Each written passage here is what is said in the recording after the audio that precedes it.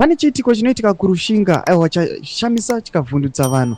Noda kuti waona kuti masoja aiwa nemaCIO vajamukirana vatadza kunzwisisana. Noda kuti chokwadi chinongozikanwa muri Zimbabwe kuti vakomana ava zvavari kuitaka kunyange vada kuvabrutira kune macitizens avanhu vagari venyika yeZimbabwe ihama dzavo. Taona kuti vachizopokana manje ndokubva vachizopandukirana. Sambe namashoko abuda nyogwa muzara nhasi noti bo subscribe bo like out on the bell icon. Tipita from the horse mouth vanhu vaona the tragic situation vanyora vachiti masoja anga achifamba nemaCIO murushinga vachishungurudza vanhu nhasi vapandukirana vapurana nepfuti vakafa 2 dead 1 wounded murushinga military camp this morning.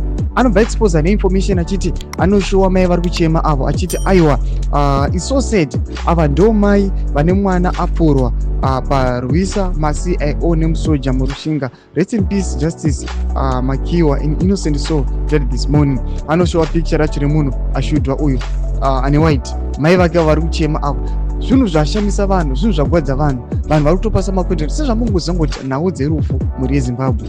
Kutange zvikanzi kwazofamba kana kuti vanhu vagara vanongorwadziwa, rufu rwakana ndo zvaruri. Chifungai kana kuchinge kwazofa munhu ari innocent aurayiwa nebrutality aiwa kana kuti negovernment idimna, unofila sei? Unyazozoti munhu haana kana mhosva. Chimotodzai mafungiro emoti kudi pamusoro pechitiko ichi. Pinai comment section medu, subscribe like, turn on the bell icon.